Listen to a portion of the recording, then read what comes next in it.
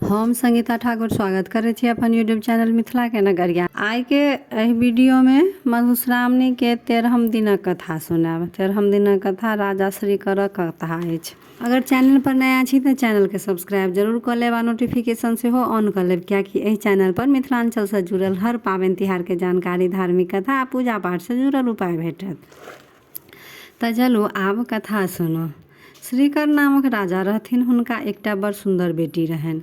जखन हुनकर टिप्पणी देखायल गेल तऽ ज्योतिषी कहलकनि जे हिनका बड़ अधलाह योग छनि। छाती लात, झोंटा हाथ आ सतनिक पोखरी में 2.5 झाँक माटि उगथि, इएह हिनकर टिप्पणी में छनि। राजा ई सुनि बड़ दुखी भेलाह। अपन साध्य किछु तऽ छलनि नहि, ओ एहिमे की कऽ सकैत छलथि। बेटी जखन विवाह करबाक योग भेलनि तऽ राजा मरि गेलाह। श्रीकर राजा के एकटा बेटा रहनि, हुनकर नाम रहे चंद्रकर। पिताक मृत्यु के बाद चंद्रकर अपन राजा भेलाह। माय सतत चंद्रकर के बहिनक विवाह करबा लेल कहथिन, मुदा चंद्रकर के बहिनक टिप्पणी के बात याद छलनि। ओ अपन माय से कहलखिन, हम बहिनक विवाह नहीं करायब, हम हुनकर अपमान नहीं सहि सकै छी। छाती लात, झोंटा हाथ आ सतनिक पोखरी 2.5 झाँक माटि उगथि से देखब हमरा बर्दाश्त नहीं हैत। हम एकर निराकरण सोचि रहल छी जे नहीं कियो हिनका देखतनि आ नहीं केकरो से हिनकर विवाह हेतनि, नहीं कियो छाती से लात मारतनि आ नहीं कियो झोंटा में हाथ लगेतनि, नहीं सतनिक पोखरी में ई माटि उगतथि। राजा चंद्रकर निर्जन वन में माटि में बड़ पैघ सोनि खुनलथि। ओहि में रहबाक योग्य एकटा घर आ एकटा इनार सेहो बनलथि आ एकटा चिड़िया संग बहिन के ओहि सोनि में बास देलखिन। ऊपर से सोनि के मुँह बंद कर देलखिन आ कने द्वार ओहि में खोलि देलखिन, जैसे कि एक आदमी अपन आबि जाबि सके, कनी हवा बरसात ओहि घर में जा सके। कोनो तरह एक आदमी अपन बाहर भीतर ओहि सोनि दऽ कऽ करै छलखिन। राजकुमारी अबला छली, हुनका भाइयक बात मानऽ पड़लनि। ओ सोनि में दिन काटऽ लगली। भाई अपन मास दिन पर खेबाक पीबाक वस्तु हुनका पठा दैत रहनि। एक दिन स्वर्ण नामक राजा शिकार खेलैत ओहि वन में पहुँचला जतऽ राजकुमारी सोनि में रहैत छली। राजा के पियास लागि गेलनि। ओ पानि तकैत छलाह। अचानक हुनका चुट्टी सब पर नजर गेलनि। चुट्टी सब एकटा धारी से जाइत छलाह। जखन राजा ओकरा देखलखिन तऽ देखते छथिन जे चुट्टी के मुँह में साग आ भात छै। राजा के विश्वास भऽ गेलनि जे एहि लग पास में कियो मनुष्य रहै अछि। ओ चुट्टी धारी के संगे विदा भेला। ओ अंत तक गेला तऽ ओ देखै छथि एकटा झाड़ी में गीदड़ आ शाही के बिल सन सोनि छै। ओहि से चुट्टी के धारी बाहर होइ अछि। राजा सोनि में पैसि गेला। भीतर गेला के बाद देखै छथि जे एकटा आंगन छै, ओहि में इनार छै। ओ हाक लगबऽ लगलखिन, कियो एतऽ छी? हमरा बड़ जोर पियास लागल अछि, कनिक पानि पियब। हाक सुनि कऽ राजकुमारी एकटा पात्र में शीतल जल अपन चिड़िया के हाथे पठा देलखिन। राजा पी लेलनि, किंतु पियास लगले छलनि। ओ पुनः पानि मंगलथि। ओतऽ हुनका चिड़िया से ज्ञात भेलनि जे एकटा सुंदर राजकुमारी एहि सोनि में रहै छथि आ ओ कुमारिये छथि। ओहि राति राजा ओतै रुकि गेला आ राजकुमारी के सुंदरता देख कऽ राजकुमारी मोहित भऽ गेली। ओ राजकुमारी से विवाह कऽ लेलथि और सुख विलास करऽ लगलथि। कुछ दिन ओतहिए बितेलथि। राजा अपन राजधानी घुरबाक विचार करऽ लगला। राजकुमारी कहलखिन, जाइ छी तऽ जाउ, मुदा ई मोन राखब जे सावन के तृतीया के मधुश्रावणी पाबनि हेतै। ओहि दिन नव विवाहिता कन्या पाबनि करै छै। ओहि दिन कन्या के सब सासुरे के वस्त्र पहिरै छै, सासुरे के अन्न खाइ छै। तैं मोन पारि कऽ केकरो द्वारा हमरा सब पठा देब। राजा अपन राजधानी घुरि एला। कारीगर के बजौलथि आ एकटा खूब सुंदर चुंदरी अपन बनबै लेल आज्ञा देलखिन। ई बात जेठकी रानी बुझि गेली। रानी सोचलक जे राजा फेर कतौ दोसर विवाह केने अछि, तैं जोलहा के चुंदरी बुनै लेल कहलकनि। एतेक दिन से राजा तैं नहि पता छला। तेकर कारण इएह छल। रानी चुपचाप जोलहा के बजौलथि आ कहलक, ओहि चुनरी में छाती लात आ झोंटा हाथ लिख दिहे आ ओकरा तेना कऽ चपेट दिहे जे कियो बूझौ ने, राजा के एकर खबर नहीं होइन। यदि तो हमर कहल अनुसार कऽ देबा तऽ तोरा डाला भरि सोन देबो। जोलहा के आमदनी देख कऽ रानी के बात मानऽ पड़लनि। पूर्व समय में राजा लोकनि चिड़ै चुनमुनी पोसैत छलाह। ओकरा सब प्रशिक्षित क गुप्त काज लेल रखै छलाह। राजा स्वर्ण के सेहो एकटा कौआ छलनि। राजा चुनरी एकटा बाँस के चोंगा में द ओकर मुँह बंद क देलखिन आ मधुश्रावणी के एक दिन पहिले कौआ के देलखिन आ नवकनिया के पता से बुझा देलखिन आ कहलखिन जे द अइयो। कौआ चालाक त रहे लेकिन रहे त कौए। बाट में एकटा कुम्हारक ओतऽ भोज रहे। ओतऽ ओ चोंगा राखि क ऐंठ कूट खाए लागल। ओकरा चोंगा ओतहि बिसरि गेल। मधुश्रावणी के दिन राजकुमारी के सासुर से कुछो नहीं एलनि। ओ तमसा क उजरा चानन से गौरी के पूजा क देलखिन आ बर मांगि लेलखिन जे जहिया हमरा राजा से भेंट हुए हम बौक भ जाय। राजकुमारी भाई चंद्रकर के जखन ई बात पता लगलनि जे हुनकर बहिन विवाह क लेलथि तऽ ओ तमसा क खर्चा पठेनाइ बंद क देलखिन। खर्चा बंद भ गेला से राजकुमारी के साँझक साँझ उपास पड़ऽ लगलनि। चिड़िया के राजकुमारी के कष्ट देखल नहीं गेलनि। लग पास में एकटा पोखर खुनाइत रहे। ओहि माटि में उगह के काज करऽ लगली। साँझ में बोइन आनथिन तऽ दुनू गोटे अपन साँझ में बोइन आनथिन तब अपन दुनू गोटे खाथिन। ई काज चिड़िया नित दिन करऽ लगली। ओहि बोइन से दुनू गोटे के गुजर नहीं होइने। राजकुमारी सेहो फाटल पुरान पहिर क आ चिड़िया के संग बोइन करऽ लेल चलि गेली। ओतऽ हुनका पता लगलनि जे ई पोखरि हुनकर सौतीन खुना रहल छथि। ई बुझिते हुनका टिप्पणी के बात मोन पड़लनि।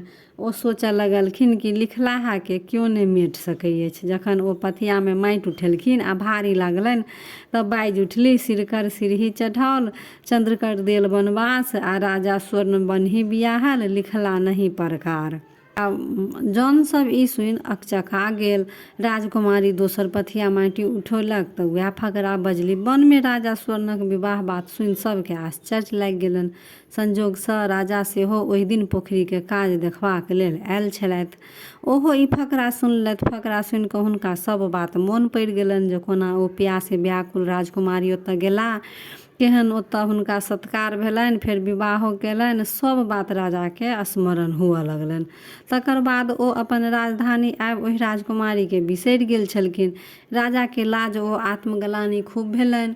राजकुमारी तेसर पथिया माटि फेकबाक लेल उठेलनि कि एहि बेर ओ औधे पथिया माटि फेक सकली कि बीचे में राजा स्वर्ण हुनका आगा में ठाढ़ भऽ गेलथि। राजकुमारी के राजा चिन्ह गेलखिन आ पुछलखिन जे किया करै छी। राजकुमारी गौरी से वरदान मांगि लेने रहथिन जे जहिया राजा हमरा भेंट होयत तहिया हम बौक भ जाय। आब राजा के कुछ जवाबे नहीं देथिन। राजा सवारी मंगा क चिड़िया आ राजकुमारी के राजमहल ल गेलथि। ओतऽ स्नान करा क सुंदर पटोर गहना सब पहिरा रानी के सम्मान देलखिन। तहन राजा के एहि बातक दुख होनि जे रानी बजै किया नहीं छथि। चिड़िया से पुछलथि तऽ ओ कहलक मधुश्रावणी के दिन अहाँ पाबनि हेतु कुछ नहीं जे पठौलियै। ओहि ताम से राजकुमारी उजरा फूल आ उजरा चानन से गौरी के पूजा क लेलखिन आ गौरी से वरदान मांगि लेलखिन जे एहन जहन हमरा राजा से भेंट हुए तऽ हम बौक भ जाय। तैं ओ नहीं बजै छथि। राजा जहन सब बात सुनलथि तऽ दुखक पारावार नहीं रहलनि। ओ कौआ के बजा क चोंगा खोज केलथि। कौआ के ई बात ध्यान से उतरि गेल रहे। खोज करिते ओकरा कुम्हरा ओहि ठामक बात मोन पड़ि गेल। राजा अपन दूत पठा क कुम्हरा के बजौलथि। तहन ओ कहलखिन जे हमरा एकर जानकारी नहि अछि, तहन हम अपना ओहिठाम खोज करै छी। कुम्हरा तहन आंगन गेल आ खोज केलक तऽ पता लगलनि जे भोजक दिन ई चार पर से खसल रहे तऽ ओकरा ओकर पुतोह उठा क ओहि चोंगा के कोठी में राखि देने रहे। ओ आनि राजा के देलकनि आ क्षमा याचना केलकनि। राजकुमारी के तहन संतोष भेलनि जे एहि में राजा के कोनो दोष नहीं छनि। कौआ के चंचलता के कारण ई सबटा फसाद भेल। चोंगा आनि जखन राजा देखलखिन तहन सब वस्तु ओहिना सलामत रहे। ओहि में चोंगा में सँ पटोर निकालि जहन देखलखिन तऽ देखै छथि जे ओहि में लिखल अछि छाती लात आ झोंटा हाथ। राजा के ई देख क देह में आगि लागि गेलनि। ओ जोल्हा के बजा क पूछलखिन जे ई कोना लिखल गेल। जोल्हा सब सविस्तार कहि देलक। राजा रानी के बजा क 2 खंड काटि क तखन ते गरबा देलथि। राजकुमारी के आब बुझा गेलनि जे एहि में राजा के कोनो दोष नहीं छनि। कौआ के गलती से एतेक फसाद भेल। राजकुमारी अगिला साल मधुश्रावणी के दिन ललका फूल आ चानन से गौरी के पूजा केलनि आ बोल फुटबाक वरदान मंगलथि। रानी के बोल फुटि गेलनि। तखन ओ राजा रानी संग अपन खूब बढ़िया से सुख से रहऽ लगलथि। दिन बीतबऽ लगलथि।